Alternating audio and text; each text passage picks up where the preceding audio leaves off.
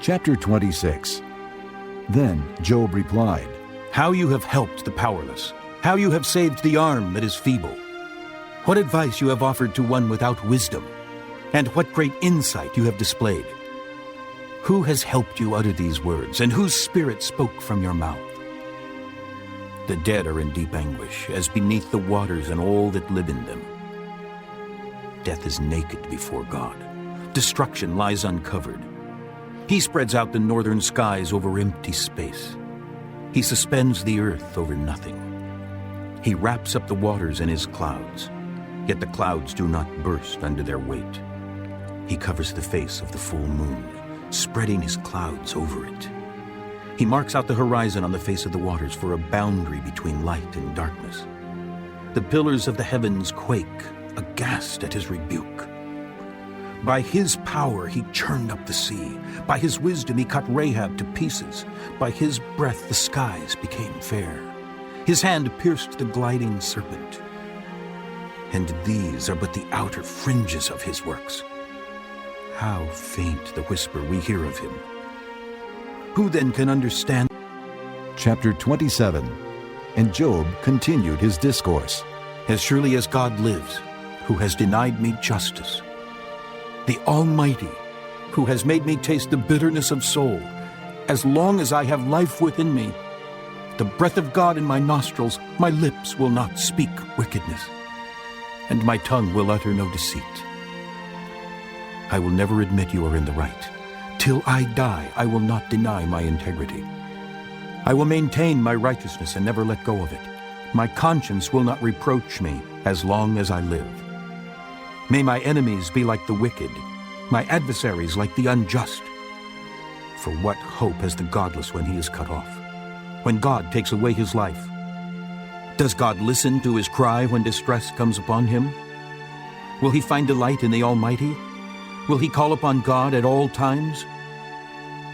I will teach you about the power of God. The ways of the Almighty I will not conceal. You have all seen this yourselves. Why then this meaningless talk? Here is the fate God allots to the wicked, the heritage a ruthless man receives from the Almighty. However many his children, their fate is the sword. His offspring will never have enough to eat. The plague will bury those who survive him, and their widows will not weep for them. Though he heaps up silver like dust and clothes like piles of clay, what he lays up the righteous will wear, and the innocent will divide his silver. The house he builds is like a moth's cocoon, like a hut made by a watchman. He lies down wealthy, but will do so no more. When he opens his eyes, all is gone. Terrors overtake him like a flood. A tempest snatches him away in the night. The east wind carries him off and he is gone. It sweeps him out of his place. It hurls itself against him without mercy as he flees headlong from its power. It claps its hands in derision and hisses him out of his place. The thunder of his power. Chapter 28. There is a mine for silver in a place where gold is refined. Iron is taken from the earth, and copper is smelted from ore. Man puts an end to the darkness. He searches the farthest recesses for ore in the blackest darkness. Far from where people dwell, he cuts a shaft in places forgotten by the foot of man. Far from men he dangles and sways. The earth, from which food comes, is transformed below as by fire. Sapphires come from its rocks, and its dust contains nuggets of gold. No bird of prey knows that hidden path. No falcon's eye has seen it. Proud beasts do not set foot on it, and no lion prowls there. Man's hand assaults the flinty rock and lays bare the roots of the mountains. He tunnels through the rock. His eyes see all its treasures. He searches the sources of the rivers and brings hidden things to light. But where can wisdom be found? Where does understanding dwell? Man does not comprehend its worth. It cannot be found in the land of the living. The deep says, "It is not in me." The sea says, "It is not with me." It cannot be bought with the finest gold, nor can its price be weighed in silver. It cannot be bought with the gold of Ophir, with precious onyx or sapphires. Neither gold nor crystal can compare with it, nor can it be had for jewels of gold. Coral and jasper are not worthy of mention. The price of wisdom is beyond rubies. The topaz of Cush cannot compare with it. It cannot be bought with pure gold. Where then does wisdom come from? Where does understanding dwell? It is hidden from the eyes of every living thing, concealed even from the birds of the air. Destruction and death say, only a rumor of it has reached our ears. God understands the way to it, and he alone knows where it dwells. For he views the ends of the earth and sees everything under the heavens. When he established the force of the wind and measured out the waters, when he made a decree for the rain and a path for the thunderstorm, then he looked at wisdom and appraised it. He confirmed it and tested it. And he said to man, the fear of the Lord, that is wisdom, and to shun evil is understanding.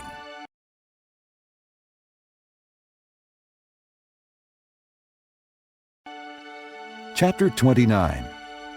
Job continued his discourse. How I long for the months gone by, for the days when God watched over me, when his lamp shone upon my head, and by his light I walked through darkness. Oh, for the days when I was in my prime, when God's intimate friendship blessed my house, when the Almighty was still with me and my children were around me, when my path was drenched with cream and the rock poured out for me streams of olive oil.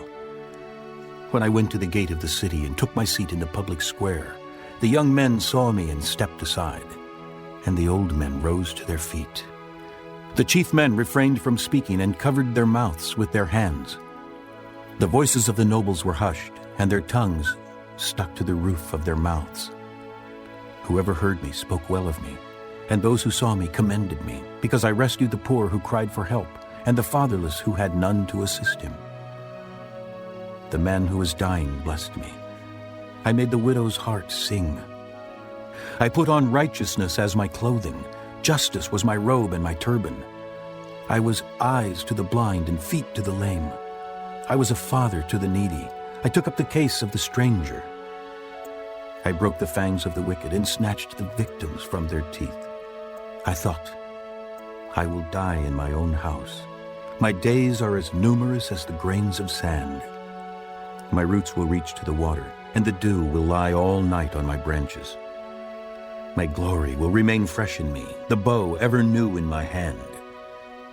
Men listened to me expectantly, waiting in silence for my counsel.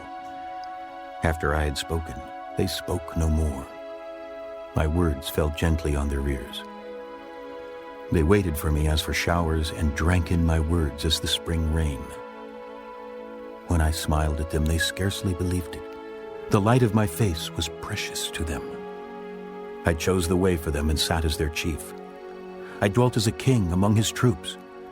I was like one who comforts mourners. Chapter 30. But now they mock me. Men younger than I, whose fathers I would have disdained to put with my sheepdogs. Of what use was the strength of their hands to me, since their vigor had gone from them? Haggard from want and hunger, they roamed the parched land in desolate wastelands at night. In the brush they gathered salt herbs, and their food was the root of the broom tree. They were banished from their fellow men, shouted at as if they were thieves. They were forced to live in the dry stream beds, among the rocks and in holes in the ground. They brayed among the bushes and huddled in the undergrowth. A base and nameless brood. They were driven out of the land. And now their sons mock me in song. I have become a byword among them. They detest me and keep their distance. They do not hesitate to spit in my face. Now that God has unstrung my bow and afflicted me, they throw off restraint in my presence. On my right, the tribe attacks. They lay snares for my feet. They build their siege ramps against me. They break up my road. They succeed in destroying me without anyone's helping them. They advance us through a gaping breach. Amid the ruins, they come rolling in. Terrors overwhelm me. My dignity is driven away as by the wind. My safety vanishes like a cloud. And now my life ebbs away. Days of suffering grip me. Night pierces my bones. My gnawing pains never rest. In his great power, God becomes like clothing to me. He binds me like the neck of my garment. He throws me into the mud, and I am reduced to dust and ashes. I cry out to you, O God, but you do not answer. I stand up, but you merely look at me. You turn on me ruthlessly. With the might of your hand, you attack me. You snatch me up and drive me before the wind. You toss me about in the storm. I know you will bring me down to death, to the place appointed for all the living. Surely no one lays a hand on a broken man when he cries for help in his distress. Have I not wept for those in trouble? Has not my soul grieved for the poor? Yet when I hoped for good, evil came.